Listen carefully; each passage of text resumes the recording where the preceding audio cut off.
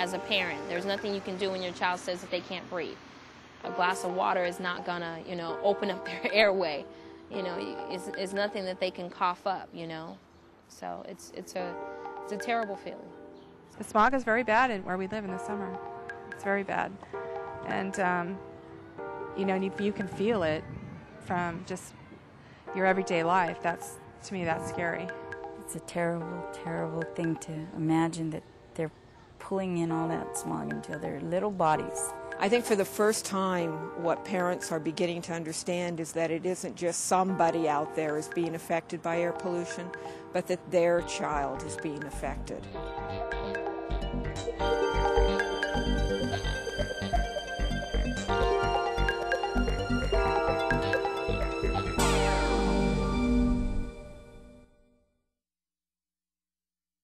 Southern California, home to the nation's largest freeway system and to thousands of manufacturing and industrial facilities. Almost 13 million cars and trucks travel these roads every day. They emit enough pollutants to have earned Los Angeles the title of most polluted city in the country. We all know that air pollution is bad for us. We've seen the images before, people rubbing their eyes on days when the smog was really thick. But today, the effects of air pollution are not this obvious. So in the early 90s, scientists started to wonder if more subtle health damage might be happening to children who grow up breathing air pollution every day. Nobody really knew the answer. That's why the state agency charged with ensuring safe, clean air for all Californians stepped in. The California Air Resources Board was determined to find out if children are harmed by prolonged, repeated exposure to air pollution. So in 1991, the board began planning the largest ever long-term study on air pollution's health effects on California's children. It became known as the Children's Health Study.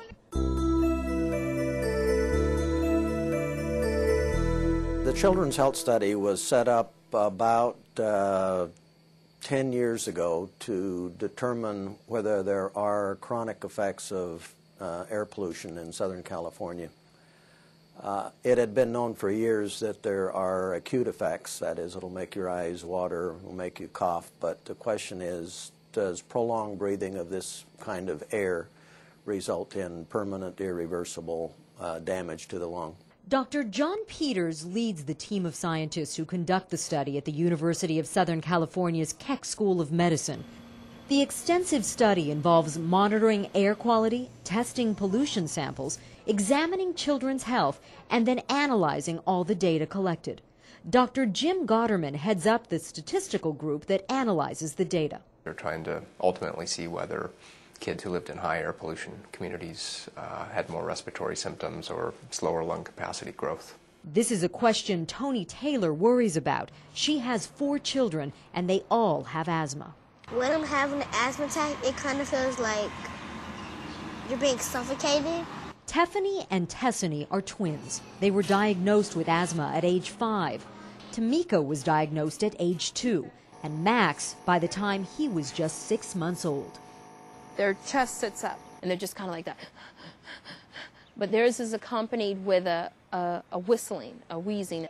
Nobody knows exactly what causes asthma, but scientists have been studying a host of contributing factors like genetics and diet, as well as environmental causes like indoor allergens and now air pollution.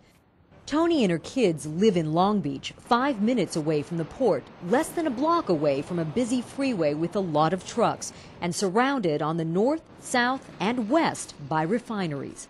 How could it not be possible for them to ingest the things that are burning into the air, and it not to affect them?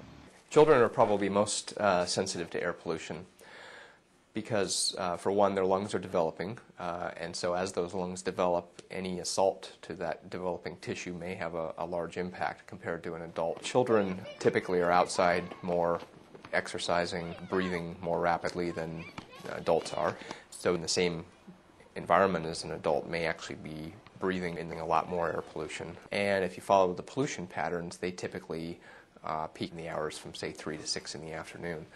And that correlates very well with when we see kids outside and being active. I and my children live here in Riverside. My oldest child is now 19, And then I have Charisma, who's 11, and my son, who's just turned 9, Ruben, and the baby. He's 18 months old, Sergio. Irma Mesa's kids are all healthy, but she worries about the hidden effects air pollution may be having on them. I grew up in this area and I live just down the street, and we have a view of the mountainsides here. Charisma and Ruben in the morning will be getting ready for school, and we'll look out our front living room, which shows the mountainside. Just as when I was a teenager, if we cannot see the mountain that day, we know it's going to be a bad day. Our air pollution problem in Southern California is severe because of a combination of a lot of people in a relatively small place surrounded by mountains with weather conditions that are conducive to the formation of smog. Most of Southern California's air pollution comes from traffic, industry, and the ports. And diesel trucks are a major culprit. Huge amounts of these pollutants are generated in the central part of Los Angeles County.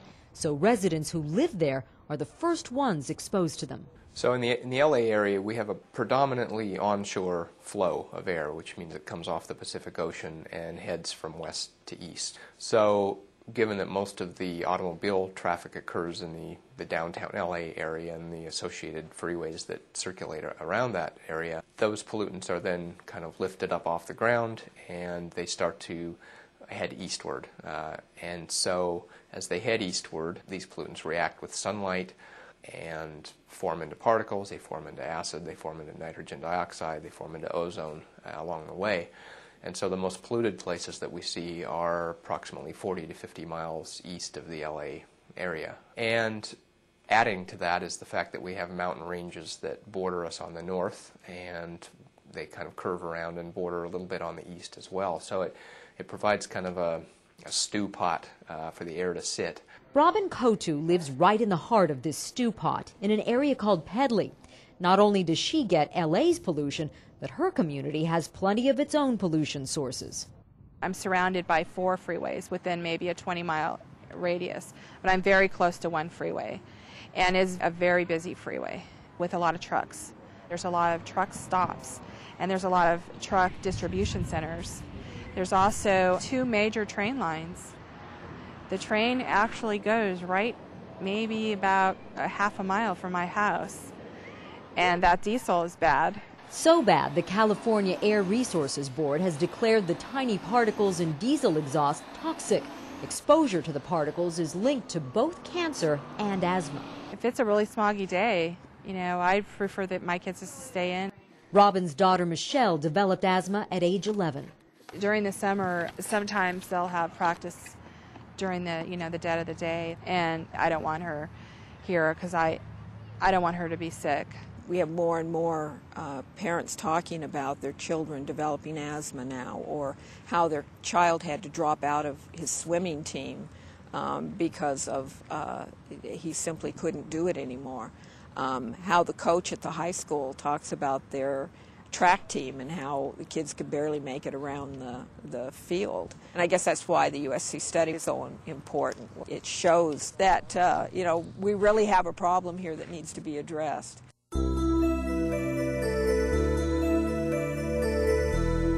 The scientists chose to study 12 communities that are spread out within a 200-mile radius of downtown Los Angeles.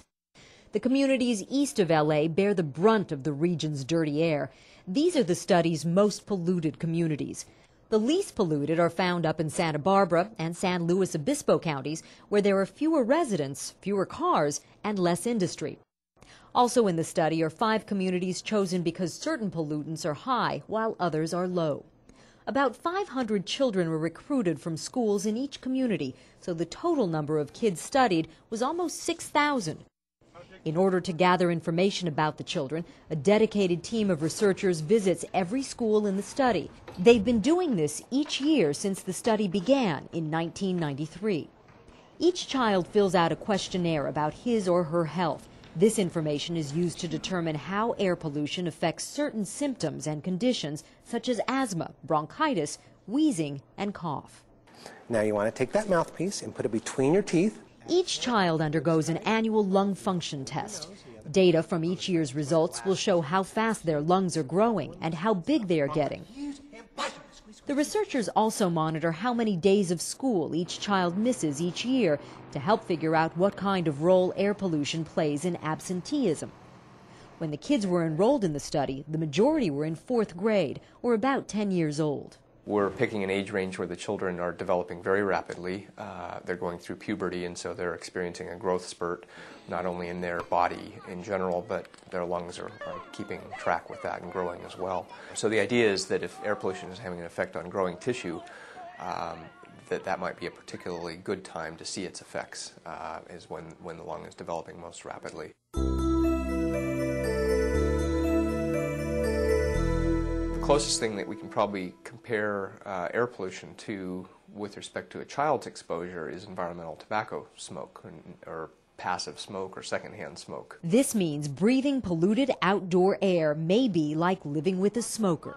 When the child breathes these pollutants into the lung, and they get deep into the lung, we think they may be causing inflammation in the lung, and repeated inflammation over days and months and years may cause some restructuring of the lung to try and handle the assault that's happening on a daily basis. And the assault from air pollution is one that many parents find hard to avoid. That's because it happens when kids are engaged in normal, everyday activities. Every time exhaust comes out of a car or truck or factory, you can assume that somewhere a child is breathing some of it in. When we're at a public forum and discuss the findings of the Children's Health Study, the room grows silent. You could hear a pin drop. And it's because people are alarmed about the effects that air pollution is having on today's children. The Children's Health Study has found that children who grow up in areas with high pollution levels are at risk for decreased lung function, more frequent respiratory illness, increased school absences, and developing asthma. And kids with asthma have a higher risk of getting bronchitis, causing them to cough and produce phlegm, which makes them sicker.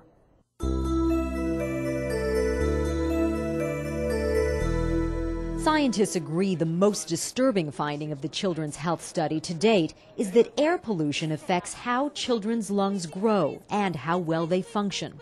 When we breathe, our lungs inhale to bring in fresh oxygen and exhale to remove carbon dioxide waste from our bodies.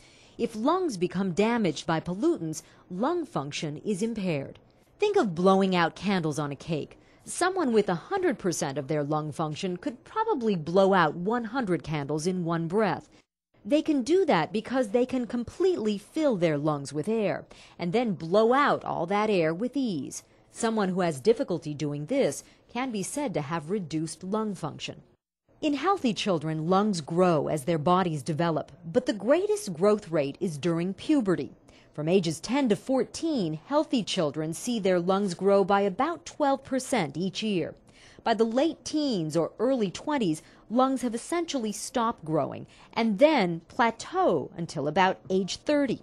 Then lung function begins to decline at a rate of about 1% per year. Now take a child exposed to high levels of pollution.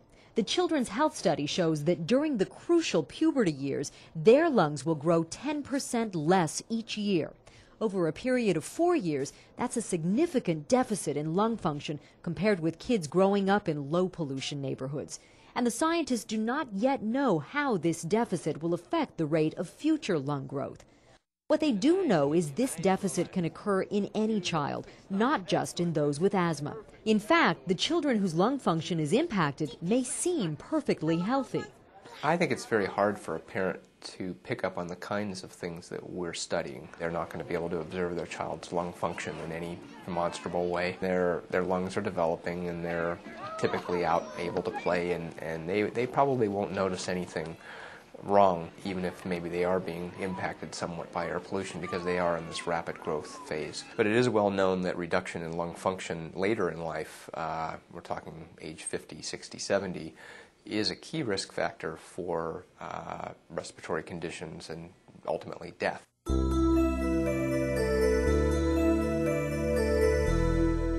I spent a lot of time in the emergency room, a lot of time in the emergency room. Tony's kids get sick often, and that means keeping them home from school. In a 30-day period, they're missing anywhere from about 5 to 10 days. And they're not the only ones. The Children's Health Study found that more kids stay home from school when the air pollution gets worse. Several days after a significant rise in ozone levels, more kids miss school due to sore throats, coughs, asthma attacks, and other similar problems. What we found was that there was a fairly striking relationship between the level of ozone on the 2 and 3 days before to the chance of being absent a couple days after that exposure. A typical September month in the Inland Empire, some 40 to 50 miles east of LA, looks like this. The shaded days are the ones that exceed the state ozone standards, meaning the air pollution got worse. The study found that several days after these peaks, the number of kids absent from school would double. And most often, when a child is kept home from school, a parent is kept home from work. That means lost wages and lower productivity. According to an analysis done in conjunction with the Children's Health Study, reducing high levels of ozone could save approximately $67 million every year in Southern California alone in costs related to school absences.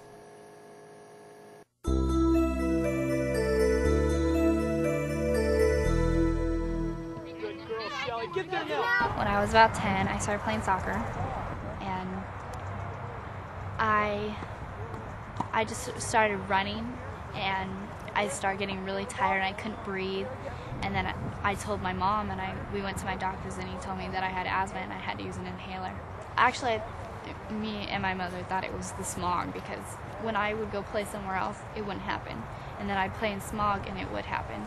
So, and I just connected the two. So did the Children's Health Study. We've recently published a paper that is one of the first that shows a potential causative link between air pollution and new asthma, meaning that perhaps air pollution may cause asthma.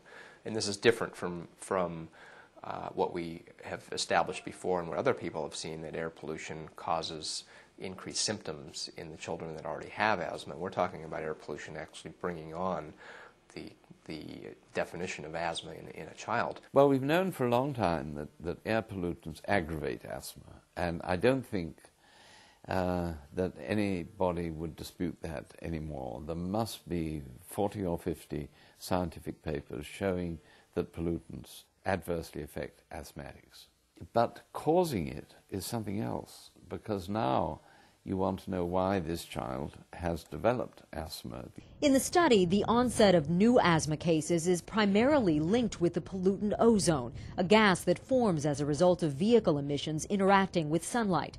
This is the Lake Arrowhead area. It's a popular vacation spot because it seems far away from urban pollution, but it actually has the highest ozone levels in the country. It also has a lot of athletic kids. What we studied was the children's activity patterns, and we categorized children into how many sports they played. And we know children during these ages of school years often will be on a soccer team and a basketball team and t-ball or baseball or something like this. So we looked at children who played no sports or played a couple sports, and then those that played 3 or more sports.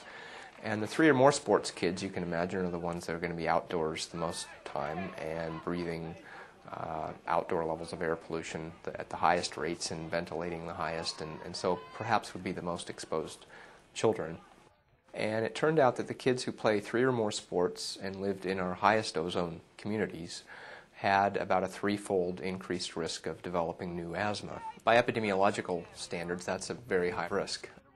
I would say half of her high school team had asthma. The coach, he said his pockets were so full because he would hold all their inhalers. And he didn't know whose was whose, and they'd all have to write their names on them. It's very hard to watch her struggling, knowing how much she wants to be in there playing, but she can't breathe.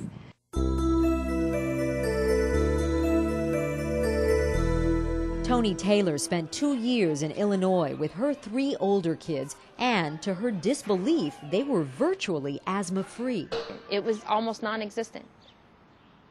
It was literally almost non-existent. And in winter, our asthma was so good we could sleep with the window open and all the snow and stuff, and we wouldn't have an asthma attack. There, the air is much cleaner. It's like not as thick as out here. It's less pollution. When we got back here, they went back on their steroid plus the inhaler. And once they got the cold, it all it just started right back up. It was just like they fell right back into the same cycle of, you know, they get a little cough, a little sniffle, a sneeze, and there goes their breathing right out the door. So we've been interested in whether the air pollution effects that we see, especially on lung function, are reversible, meaning that if you leave a high air pollution community, will your lungs revert back to what they would have been had you not been breathing high air pollution? And can you reverse any deficits that may have occurred? The scientists followed children in the study who moved from Southern California to other less polluted communities. What they found is that lung function growth improved in these children. That also means that if the air got better in Southern California, children's health would get better too.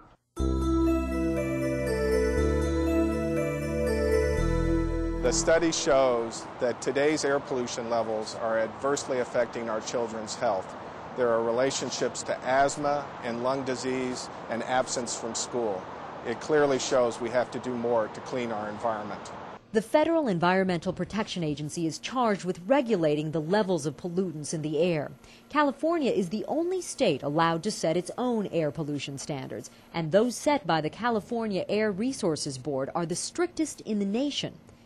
In spite of this, the Children's Health Study has found notable health effects in Southern California's young people. We see what's called a kind of a linear dose-response relationship, meaning the higher the pollution, the higher the risk of the symptoms. So what it says, I think, to a regulator is the lower they make pollution levels, the better off we will all be. The Los Angeles area has undergone big improvements in its air quality in the last few decades. This is LA in the 1970s, when there were typically hundreds of smog alerts each year. This is LA today. Now we rarely have any smog alerts. We've made progress. But there are still more than 100 unhealthy air days a year when the state ozone standard is exceeded. Certain pollutants remain high, and it could get worse. Development in Los Angeles is on the rise. The population keeps growing. The ports of LA and Long Beach are expanding. There is talk of adding lanes to busy freeways to accommodate the growing number of trucks.